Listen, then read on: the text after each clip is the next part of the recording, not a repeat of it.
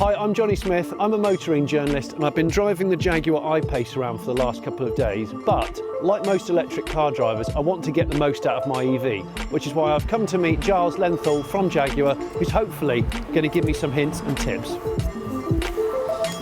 Hello, Giles. Hello, Jonny. How you doing? I'm good, thank you. Yourself? Yeah, good. I'm very good. I've only been driving it 24 hours or so, I'm still just getting used to it. Well, I've been driving one now for about 9 months, so hopefully, if there's any questions, then I hope I can answer them all. But first and foremost, do you want to charge? I would like to charge. That is the most important thing. It is. Let's do it. I'm going to get the cable out.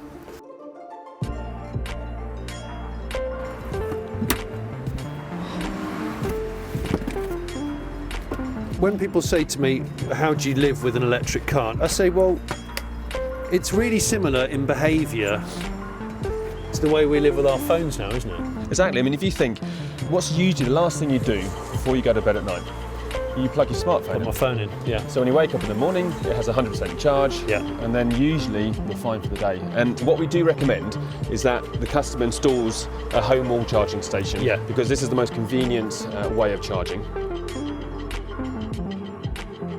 Then range, anxiety at least, should be pretty much a thing of the past on a day-to-day basis. Yeah. If you have a house, but you don't have one of these home chargers, your option is then your conventional plug, right? Yeah.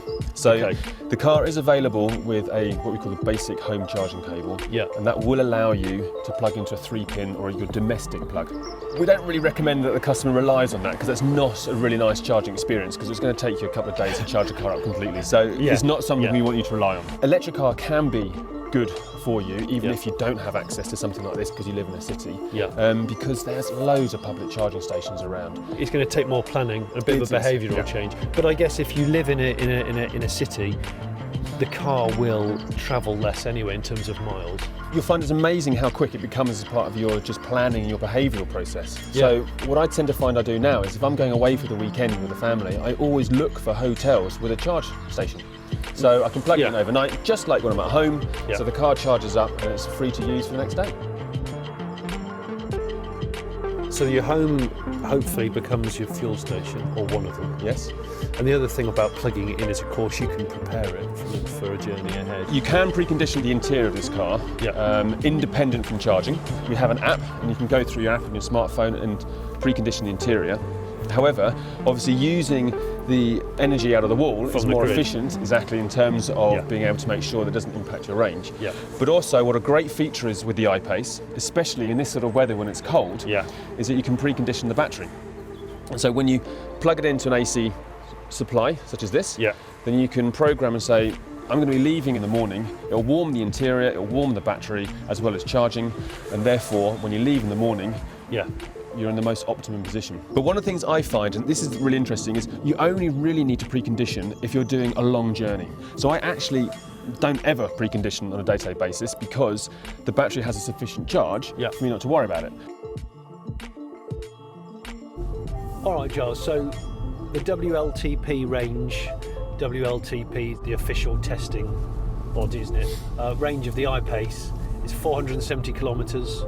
Or 292 miles. That's right. On one full charge. Yeah.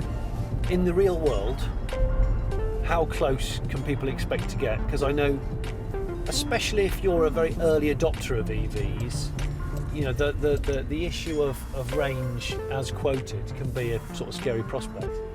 Yeah. So the 470 kilometres and 292 miles are our official certified numbers, and we obviously stand by those because they are official and correct. Yeah.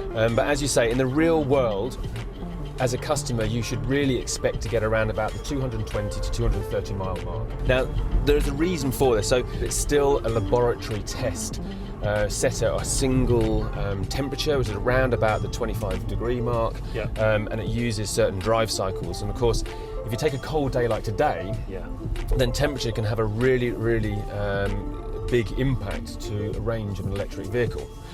So that's why, realistically, the real world range is lower than the WLTP range. Yeah. Now there's key things to think about. Yeah. There's obviously the driving style and speed. You drive. We have the heated seats on, we have the air conditioning on, we have the temperature up. There's 2 of us, so obviously weight. So all these things obviously get used energy and therefore have an effect. An EV is really, really efficient. Yeah. So on this I-PACE, about 90% of the energy that goes into the battery gets used to push you forward in forward motion. But if you take a typical combustion engine, so on ICE, like diesel and petrol, they're only typically about 30 to 40% efficient. You know, my family actually live in Munich, and I commute to the UK every week to do work. Munich is nowhere near Warwickshire. Exactly. Now, normally I'll fly, but I do like to drive down there at least a couple of times in the year because I just like to do the drive. Yeah. And in a car like the I-PACE, that will require planning. I mean, a colleague of mine, she went on holiday in the summer in her I-PACE and did 2,000 miles around Europe and had no problems at all. She was able to charge very conveniently.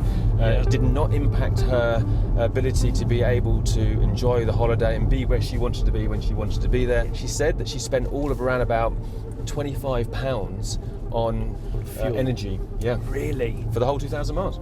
That's impressive, isn't it? And that's the thing. If you're willing to consider that adjustment, those are the opportunities available to you. Yeah. Also, what we find is once customers make the switch to EVs, they very rarely want to go back.